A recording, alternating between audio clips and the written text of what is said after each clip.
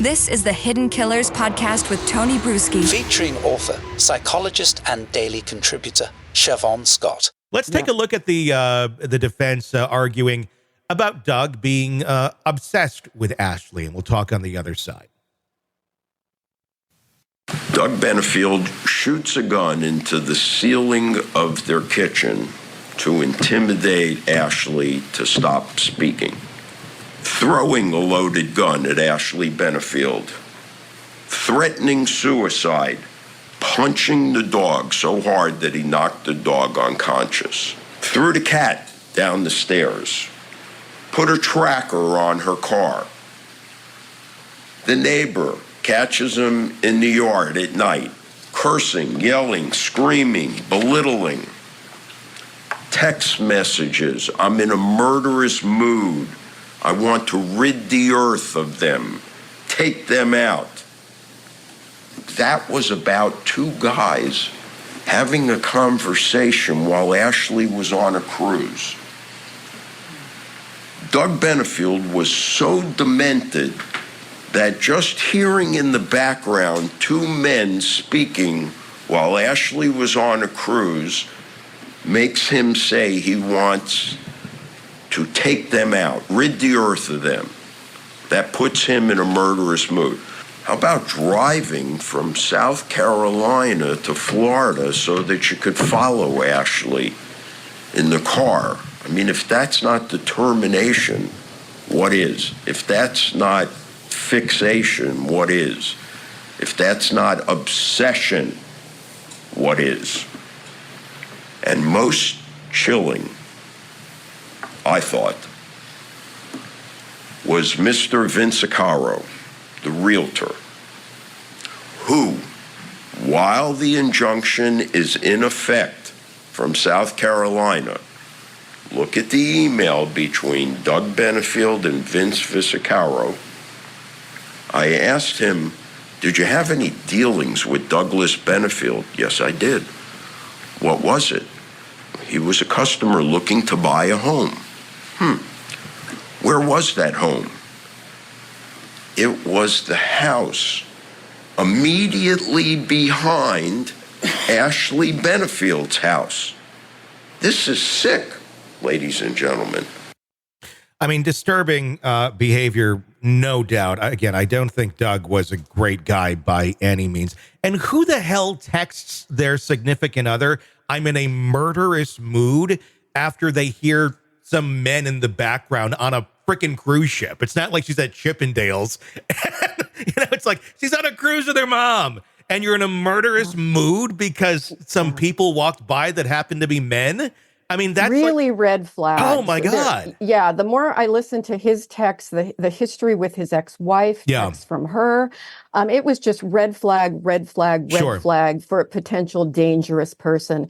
Anybody who stalks or surveils a woman, particularly near the end of a relationship where there's been these dynamics of power, control, and intimidation, that is a person who is at very high risk for murdering that person. That's just statistically. People who go into that behavior are scary people. So I can understand from her point of view, this young woman, fairly naive, poor assertiveness skills, she did not know how to navigate with this guy. No, I agree completely with that. And the tracker on the car and all that. Yeah. I mean, I'm going back and forth on this because because all this is irrational, but I can understand both sides to a certain extent. And that's why I'm just kind of in the middle on this. I'm like, I don't know how this should have ended up, because there's toxic behavior here on both ends, but she's younger. I do understand that. But when you break into, like the former wife, the ex-wife who had passed away, and that information that she found on the text of him kicking her when he basically couldn't get it up and needed to use Viagra, and was so frustrated at himself that he does these uber, I hate the term, but the toxic masculinity with this guy. It fits. It's insane. And I mean, I've seen guys like this. Being a guy, I've had guy friends that I've seen like this, where the woman is like rejecting them or has moved on or whatever, and they just go into this blinder, like, I have to do whatever. It's like, calm F down. What? But it's scary because it's like a switch is flipped and you're not going to get him out of that mode. It's like this weird obsession.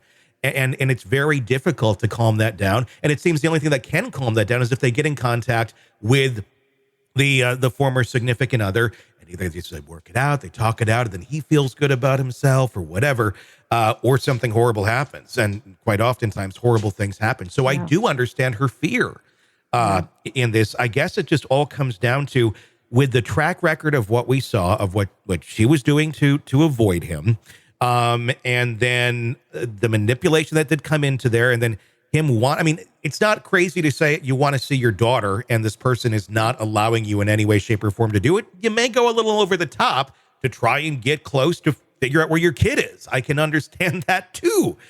But was it justifiable that she pulled out a gun out of the two weapons she had basically in a room with not much else in? That shows, I think, a little level of paranoia right there. To go and kill him when there isn't a lot of other evidence.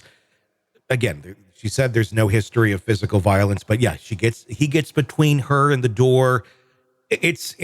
I'm not trying to belittle her or compare her to an animal, but it's like, I would think almost like you have a scared animal here, an abused dog, you or cat or whatever. You let people have space. Yeah. If people say, give me space, leave the room, let me leave the room. You always do that. Number one rule, give people space if they want it. This is just another one of those cases where if there had not been a handgun in the home, he'd be alive. No question about it. And neither one of these people were psychologically well enough to be gun owners. They simply weren't. And how many other millions and millions of people who are not terribly stable, who have drinking problems, who've got all kinds of personality issues going on, have guns out there. And that's just another unfortunate thing, that the gun is what ultimately caused this to happen. Yeah, I'm not anti-gun, but I am anti-gun for people who are not mentally stable to have them. Had that ingredient not been in this mix, we would not be here talking about this right now. Who knows what else would have happened? God knows. When you have these two toxic personalities, I think there would have been a blow up at some point, but maybe someone wouldn't have been dead. Exactly. It's a bizarre case. Her sentencing has yet to take place as of our recording. She does face up to 30 years. I think it's a minimum of 11 or 11 and a half is what is going to be there. And of course, there's potential for 80% and all that. So we'll see where it all plays out in the end. But not second degree manslaughter, justified or not for that sentence. Should have been non-guilty, or what are your thoughts? After listening to all the testimony and particularly the professionals that worked with them both, I would have said not guilty. I think it's a horrible, horrible, horrible thing, and terribly, terribly regrettable in all directions. But I personally wouldn't have convicted her. Are you ready to listen to this podcast ad-free? Then hit subscribe to the True Crime Today Premium Plus channel now on Apple Podcasts. You'll instantly have access to all of our episodes labeled Advance Ad-Free. You'll hear the interviews before everyone else and with no interruption. No interruptions. Subscribe to the True Crime Today Premium Plus channel now on Apple Podcasts. And start binging now.